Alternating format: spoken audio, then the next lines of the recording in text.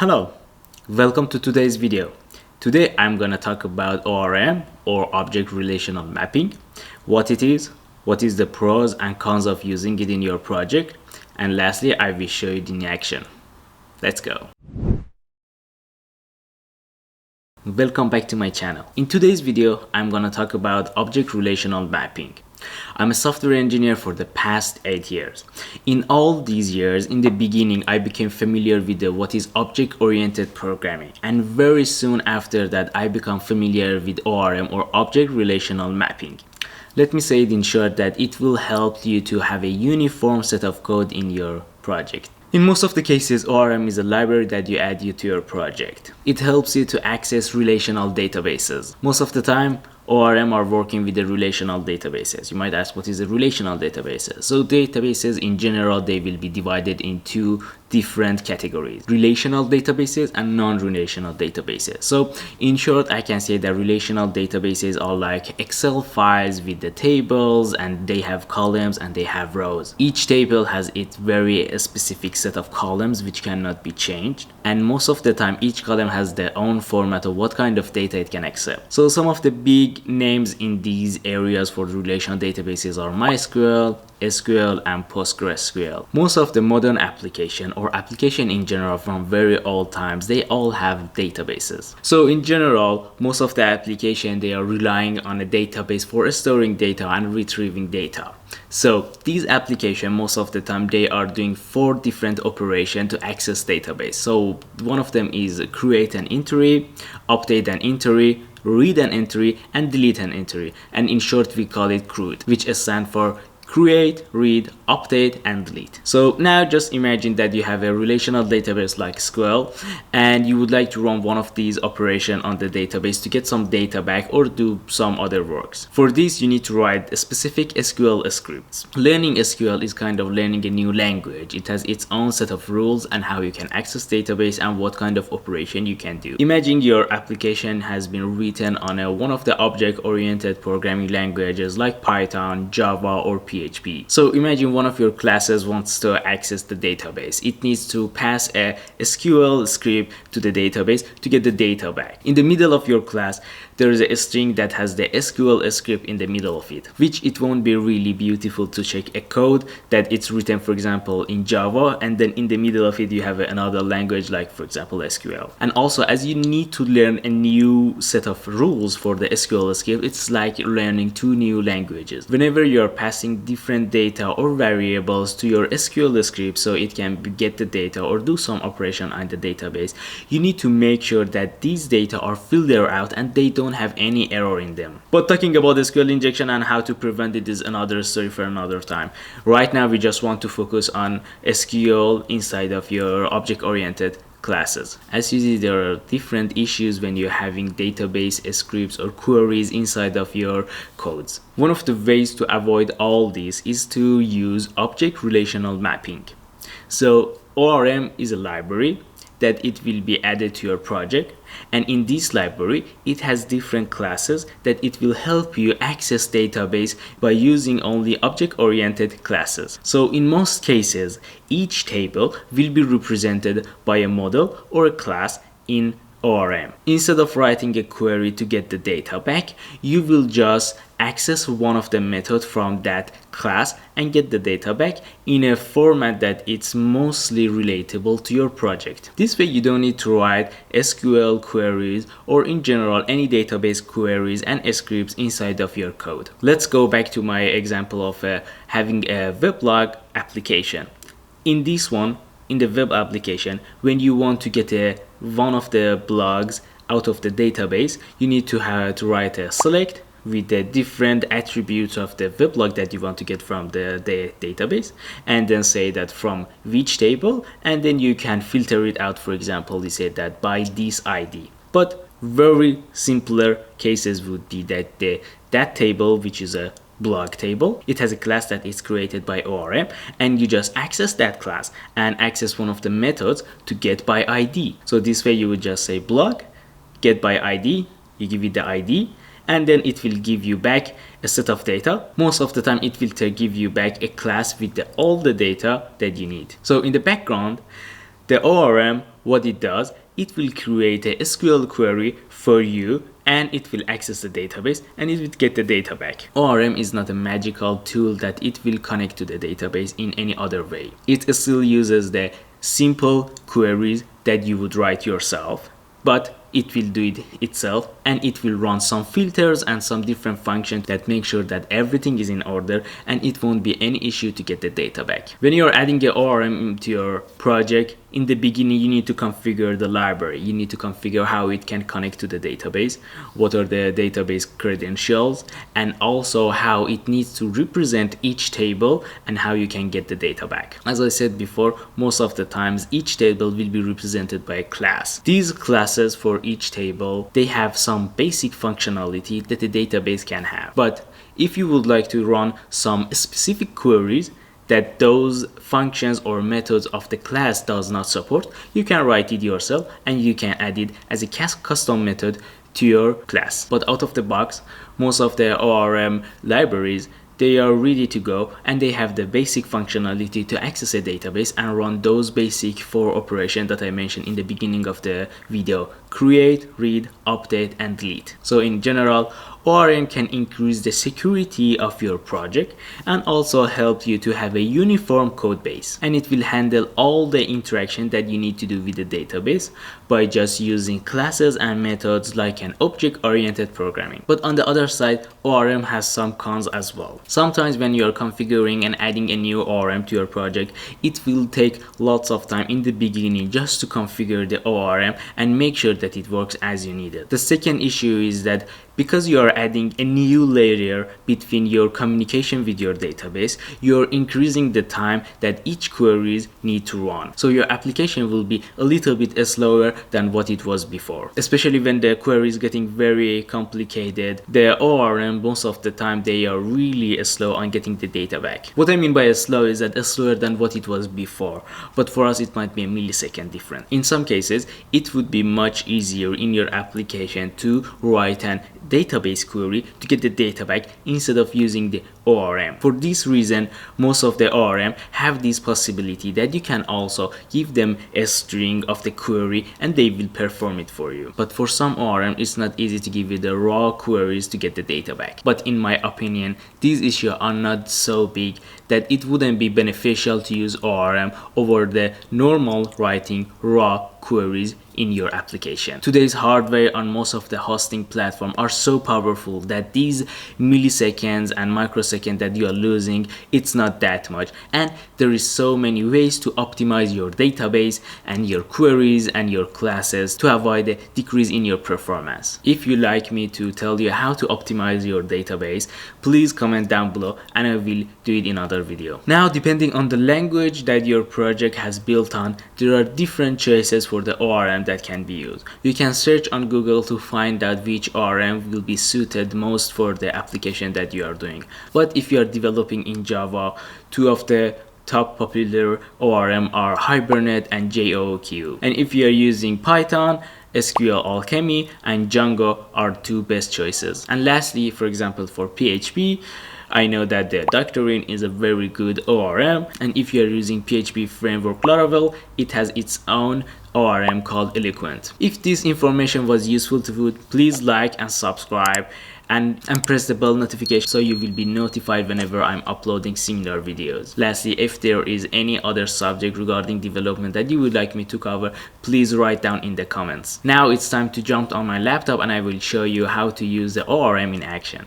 So now we are at my laptop and I want to show you the example that I built for you. Here you can see a simple weblog that I have created before. This weblog has been built on Laravel framework. Out of the box in Laravel framework, you can add the authentication, users, and you will have a dashboard, which I did here. Now, you can see the dashboard here. I just created some small changes so I can edit and add posts to my application. So now that we are on our dashboard, I can just press on edit and I can edit the post that I have written before. Here on my edit page, you will see that each blog has a headline, an author, some tags, one body, and you can upload photos for the top of the page. Now let's go into my IDE and I will show you how it looks like. So In my ID, as you can see, we have this edit.blade.php, which is responsible for viewing that page that we saw for editing a blog. And this has been controlled by the blog controller. The blog controller, we are handling the interaction that we are doing on the edit page and also for the most of the blog pages. Here you can see my routes and views, and as you can see, most of the pages that I'm referring to, they have been controlled by the blog controller, and each one of them are going to one different method in that controller. So let's check the controller. So in this blog controller, as you can see, there are different methods and each one of them are doing different tasks. We have the first one, which is called list dashboard, which it gets all the latest blogs and it will show them in the view of dashboard. This is the one that we saw on the dashboard, that it was showing that there is 2 blogs already in the system. As you can see, we have a variable called blogs, which is calling a blog class, and it will running the latest method on it. As well, it will say that please use the user, take last 20 and show it on the dashboard. Now we have another one for list homepage. This one, as you can see, it will call the same class, but right now it will try to get 8 of the latest posts to show on the website. We have another one which is for creating a new blog, and as you will see, we are creating a new class of blog. We are loading all users from the another class called user, which is a class for interacting with the user table in our database. Here we will load all the users available with their ID and name. Here, as you can see, we are also sending to the view what is the current user. Then we have the edit function, which is a method for editing the blogs. So whenever you are editing a blog, you need to get the data for that specific blog. That's why here we are calling the find method on the blog class, and we are specifying an ID to get that specific blog. Then we will receive a blog class which contains all the information regarding that blog. Then we are passing on all these information to the edit view, and then we can see it on that page that we just visited. So now let me go to my database and show you how it looks like. Here, as you can see, we have a table for blogs and we have another table for user, and these are the places that these 2 classes are just connecting and getting the data from. As you see, this is a relational database. I have a headline, I have an ID, I have a slug, I have a body, user ID, created that and updated that. As you will see, each one of them, next to them, there's a small text describing what kind of data each one of them can handle. So the ID is a big integer, the headline is a characters, a slug the same, body is text, so it will take more characters and it's a much bigger entry. And then we have user ID, which is again big int, and as you see, there is this arrow here which is mentioning that this user ID is connected to our user table, so you can connect these 2 tables together. Then created that and updated that, both of them are different timestamps. As you will see, in this controller we have this edit method, and we are passing on the blog variable, which is the blog that we find with this find method, and we are passing it to a variable called blog. If we go back now to our edit blade, we will see that this blog has been used several times to pass the data here. So as you will see, at the top of our post method for saving the data in our database, we have the value blog ID, so we know that which post ID we are sending to.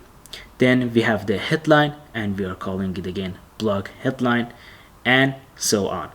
And lastly, we have the blog body. When we are on our edit page or we are on the creating page, we are saving some data here, and then we would like to save it, and by pressing the save, we will send all these data back to this view, and this view will call back the blog controller and the store method. In the store method, we are saving all the data to the database.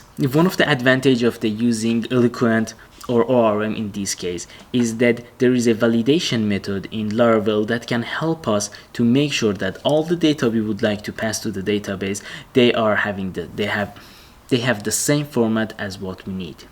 So here post ID, it should be an integer or null, because in our system our database is configured in a way that that table will auto increment the ID. The headline is a string, author, it should be an integer as the ID of the user in the database. The tags are strings again, body is a big string, and as you see it's required. So if we don't have a body, we don't have a post, and it won't work, it will throw an error. Then we have the image as well. Now let's see after this validation what we are putting in our blog variable. So for the headline we're just getting the headline, but for the slug we are having this method of the string, we are getting it and we training to the slug with the dash in between of the words for the headline. We are saving the body into the body user ID, which is the author of the post. Now as you will see, we will do another validation on a request if our post ID was null.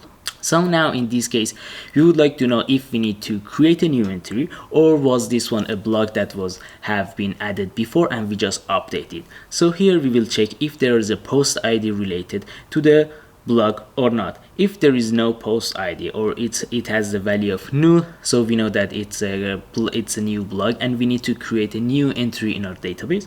Otherwise we need to update the entry into database. For both of these cases I'm creating a class from blog, and then I will access different methods of it. One of them is create and one of them update. Let me show you now the blog. As Laravel is an MVC framework which is called Model View Controller, we have model classes that they are responsible for interacting with the database. So as we saw, we have this blog class that it will perform update or create the new blogs. Now if we check the blog class, we will see that it's an extension of the model class. Now let's look at the model class. As you see, model class is responsible for handling all the interaction with the database. Now for example, we can find the update method here. Now as you can see, it says that it updates the model in the database, and it's as simple as this. So now let's go back to our controller. So here we saw that when we wanted to do any changes, we are using a class from the model, and then we are operating different methods on it and functions, and we are interacting with our database. Now I want to show you how these database queries might look like if I want to write them in the SQL. So these select query that I have in my MySQL, it would be the same as the first line here called blog find with the ID. Very simple one, and it's also human readable more than what it says in the SQL, that which is a select something from something where something is something. But here you just said that I need a blog, find this blog, and the ID, for example, it's 1. Then for entering a new entry to the database, we are using insert if you wanted to use the query from SQL. So we do the insert into blog, which is the name of our table, and then we are writing down which columns we would like to update, and then we are writing the values of those columns in order that we presented at the top. So we are saying that my third post, this is the swap, so it's a body, and then at the end I will put the user ID, which is a number 1. But in Eloquent or in our ORM, if we wanted to do these insert into the database, we would just have these values in the blocks. So we are passing on these values. First of all, we do also a validation on these values, so we are making sure that everything is correct. Then we pass them into this variable called blog, and then we just call the blog and we say that just create a new blog into our enter into database. As you would see here, it's more safer. We are passing different filters and validation to make sure our data is correct. But here, if I wanted to have this SQL query in my code, I need to run all those validation methods and function myself, and then present this data into the query and then run it. These are additional steps that we need to do. So as you saw, it's very useful to use ORM for your application, it will make it uniformly coded, so you don't have different languages inside of another language, no SQL or no queries or raw queries inside of your code, and it will also reduce the mistakes you can make. Now, if you like my video, please like and subscribe and press on the bell notification to be notified of my future videos. Have a good day and see you in my next video.